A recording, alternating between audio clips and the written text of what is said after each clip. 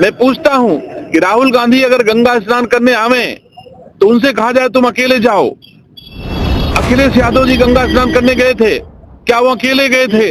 क्या सुरक्षा नहीं थी उनके साथ में? नहीं है तो सरकार अपनी जिम्मेदारी, अगर वीआईपी कोई भी व्यक्ति स्नान करने जाएगा तो उसको सुरक्षा देना हमारा धर्म है, हमारा कर्तव्य है। अव्यवस्था किसको हो रही है?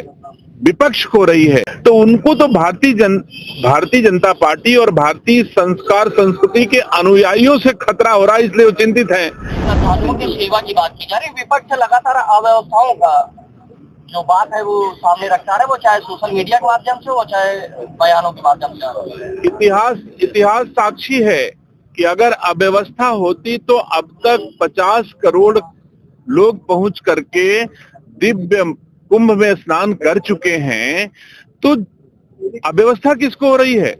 विपक्ष को रही है कि एक साथ 50 करोड़ धर्मावलंबी सनातन धर्मावलंबी लोग जो हैं एक साथ इकट्ठा हो रहे हैं। ये बहुत बड़ी ताकत है। तो उनको तो भारतीय जनता पार्टी और भारतीय संस्कार संस्कृति के अनुयायियों से खतरा हो रहा है, इसलिए वो चिंतित हैं।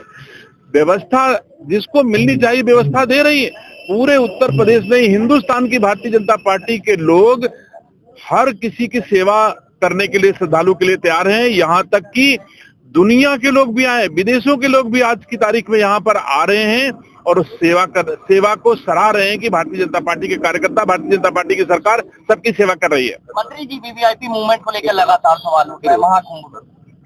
देखिए, वीवीआईपी मूवमेंट, जिसको आप वीवीआईपी मूवमेंट कहते हो, वो भी हमारे भारत सरकार का, भारत देश के नागरिक हैं।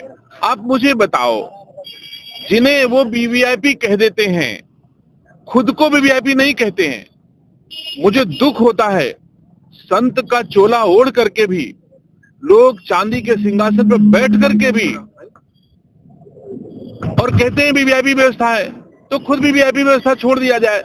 मैं पूछता हूं कि राहुल गांधी अगर गंगा स्नान करने आवे तो उनसे कहा जाए तुम अकेले जाओ। अखिलेश यादव जी गंगा स्नान करने गए थे, क्या वो अकेले गए थे? क्या सुरक्षा नहीं थी उनके साथ में? क्या उनको सुरक्षा देना सरकार की जिम्मेदारी नहीं है? तो सरकार अपनी जिम्मेदारी, अगर वीआईपी कोई भी व्यक्ति स्नान करने जाएगा तो उसको सुरक्षा देना हमारा धर्म है, हमारा कर्तव्य है। और वीआईपी को भी आना चाहिए। मैं आदर से आमंत्रित करता हूं देश के सारे वीआईपी को। हमारे देश के राष्ट्रपति से बड़ा कोई वीआईपी नहीं होता और वो आई है तो सबको आना चाहिए।